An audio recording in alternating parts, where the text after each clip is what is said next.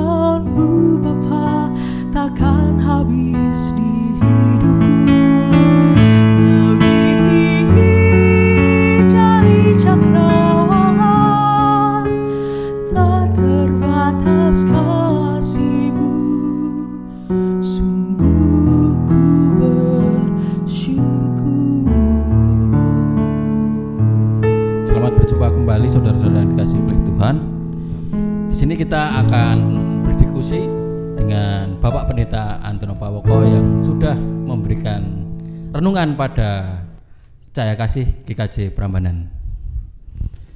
Halo Pak Antono.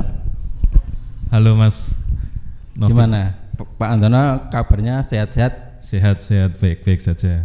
Ini Mas Novi sekarang panggilannya Mas Farhan ya? Itu cuma panggilan teman-teman aja Pak. Oh iya, Mas Novi Farhan, terima kasih. Oh, iya. Gimana Mas? Gini Pak Antono. Pak Antono tadi kan sudah memberikan renungan untuk kita. Di sini ada beberapa pertanyaan dari kami. Mungkin pertanyaan yang pertama adalah sikap gereja terhadap anjuran pemerintah dalam mengikuti protokol kesehatan dalam masa pandemi ini gimana Pak Antono? Wah ini ya Baik, ini pertanyaan yang bagus sekali ya, karena sekarang ini banyak hoax ya, di mana yang membicarakan tentang masalah pandemi ini. Kemarin juga saya habis konsultasi dengan Dr. Yanu tentang masalah ini, tentang statement dari beberapa dokter di Amerika Serikat. Ya. Wah, sebentar, ada motor ini. Wah, Mas ya, kita tunggu dulu motornya berhenti. Sip. Ya. Kembali ya. Jadi memang kemarin kita sempat diskusi dengan Pak Yanu, sempat ngobrol tentang masalah ini.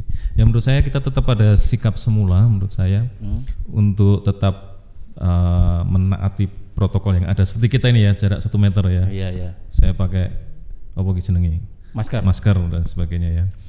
Menurut saya kita tetap pada posisi ini, karena posisi ini mentaati protokol dari pemerintah, protokol bersama ini sebenarnya sebagai sikap yang menjaga kita semua.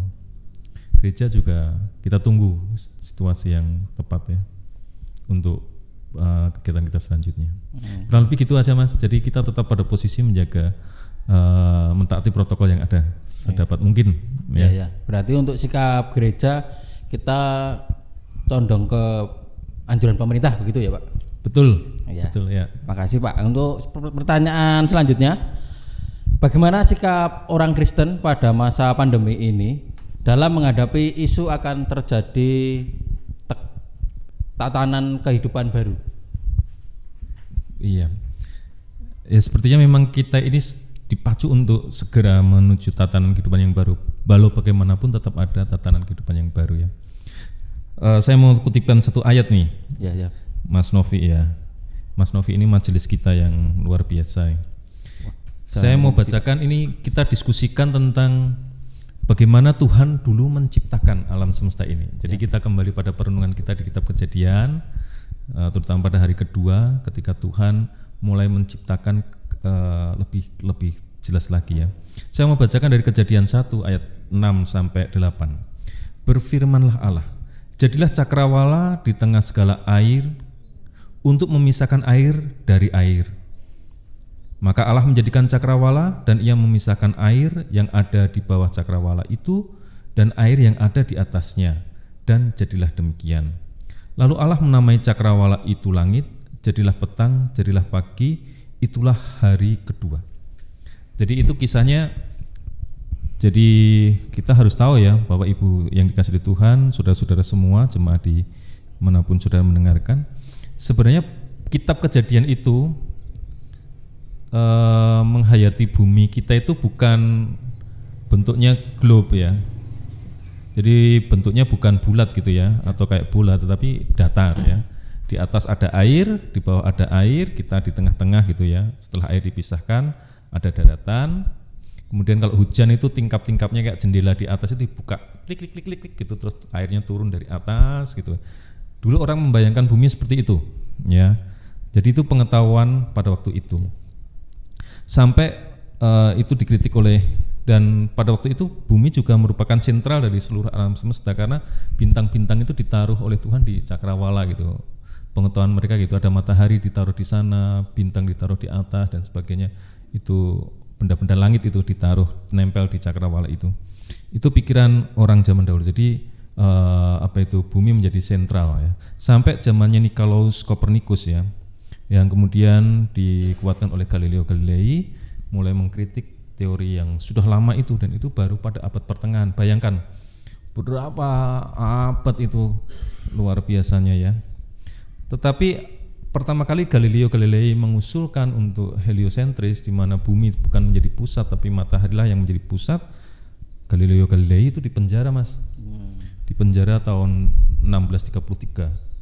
Ya, 1633 dipenjara oleh siapa? Oleh gereja.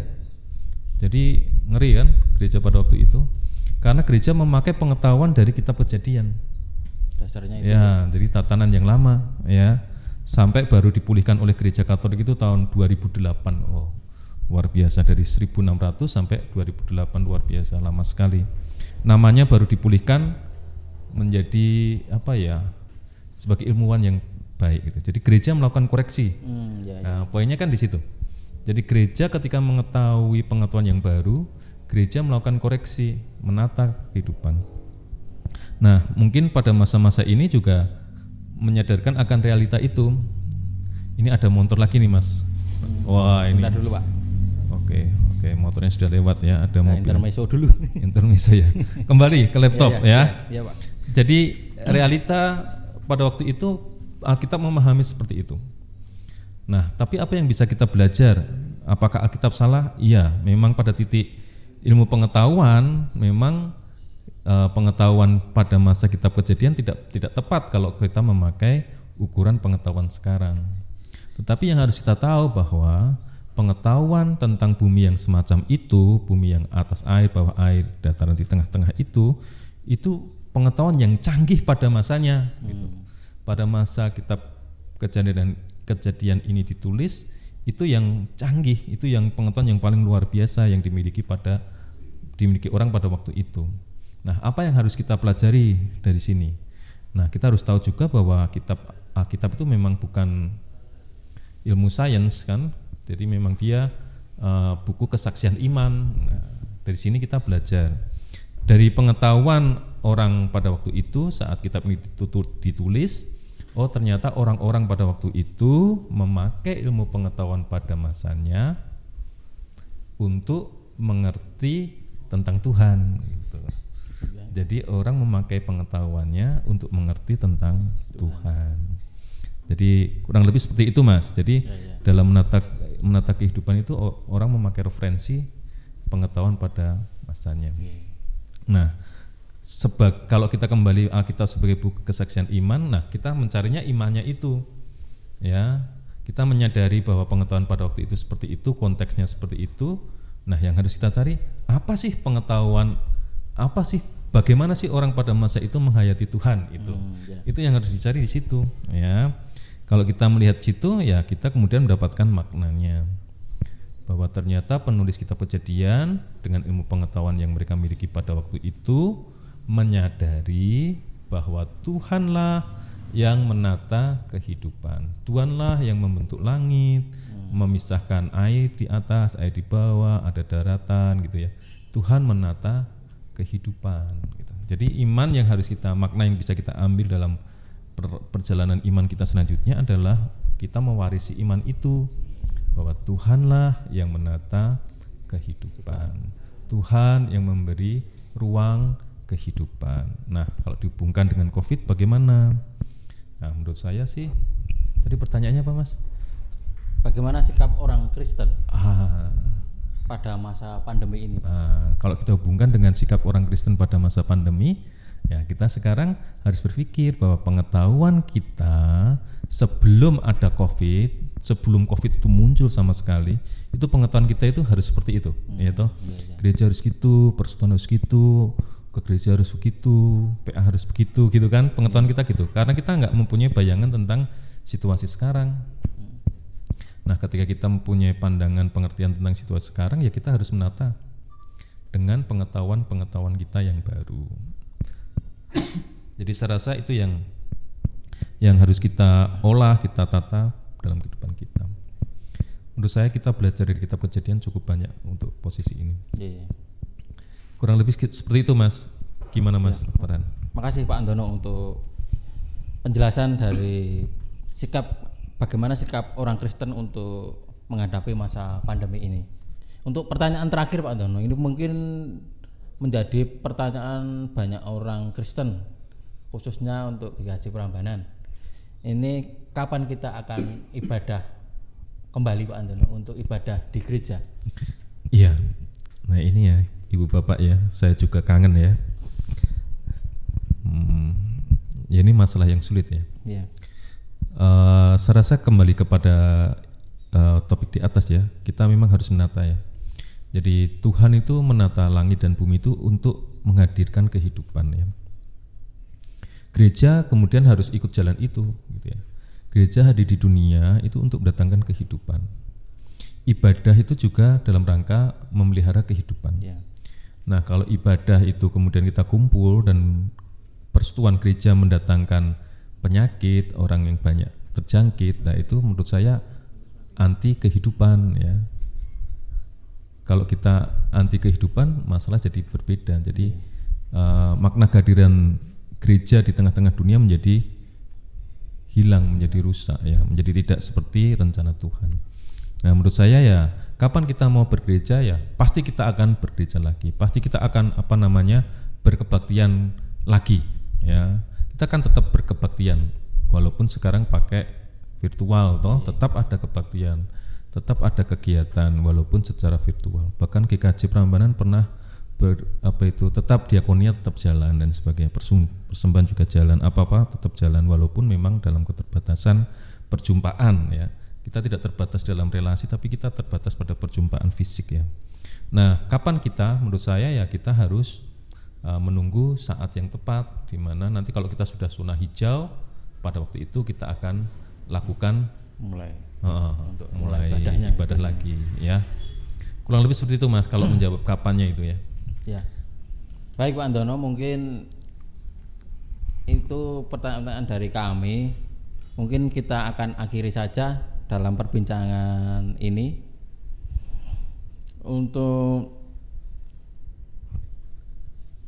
Menurut saya mau tegaskan dulu ya penutupnya nih ya. Ya. Penutupnya ya Ibu Bapak yang dikasihi Tuhan, belajar dari kitab Kejadian 1 ayat 6 dan 8. Mari bersama-sama dengan pengetahuan kita yang kita miliki saat ini, kita menata kehidupan ya. Seperti Tuhan memakai pengetahuan orang pada masa itu untuk memberitahu orang pada masa itu bahwa Tuhanlah yang menciptakan langit dan bumi, Tuhanlah yang menata kehidupan. Kita juga harus memakai pengetahuan kita yang ada ini, yang mungkin zaman anak cucu kita akan berubah ya, tapi kita memakai pengetahuan kita saat ini untuk mengerti dan mencari dan memahami tentang Tuhan yang baik, Tuhan yang menata kehidupan. Nah, ini yang harus kita usahakan. Usaha gereja jelas kita tetap mengasihi, walaupun kalau dulu kasih itu peluk-pelukan, cium-ciuman, bergandengan tangan, PA gitu ya. Ya, saat ini kalau kita lakukan pada proses ini ya itu enggak menata kehidupan, itu justru merusak kehidupan. Nah, sementara ya social distancing seperti ini ya enggak apa-apa lah ya. Ya, suatu saat kita akan ketemu lagi. Nah, karena itu kita percepat aja pertemuan kita dengan kita menjaga jarak sendiri supaya segera selesai virus ini. Gitu ya Mas ya? Setuju Mas? Ya setuju Pak. Untuk penjelasan dari Pak Andono semua tadi memang benar. Kita harus, yang pertama kita harus menaati apa yang dianjurkan pemerintah. Terus yang kedua bagaimana sikap kita sebagai orang Kristen dalam menghadapi pandemi ini seperti yang dijelaskan Pak Andono tadi seperti itu. Untuk kapan kita akan bergereja kembali, istilahnya kita mau beribadah di gereja, kita harus yang pertama mengikuti protokol, terus yang kedua kita harus melihat dari sisi kesehatan seperti itu, dan yang keempat kita harus istilahnya melihat dulu zona hijau di daerah kita, seperti itu Pak Andono. Ya, sudah cukup? Sudah cukup mungkin seperti itu Pak Andono. Kita akhiri saja dalam doa ya acara ini. Mari kita berdoa. Ya. Bapak Ibu, saudara-saudara, mari bersama-sama kita berdoa. Tuhan yang penuh kasih, berilah kami pengetahuan kebijaksanaan-Mu untuk menata kehidupan kami, supaya kami memberi ruang kehidupan bagi orang lain. Tuhan, kami mohon penyertaan-Mu, kebijaksanaan-Mu, kami mohon kekuatan-Mu untuk dapat menciptakan ruang-ruang yang indah, ruang-ruang hidup bagi seluruh ciptaan Tuhan. Terima kasih Tuhan, kasih kami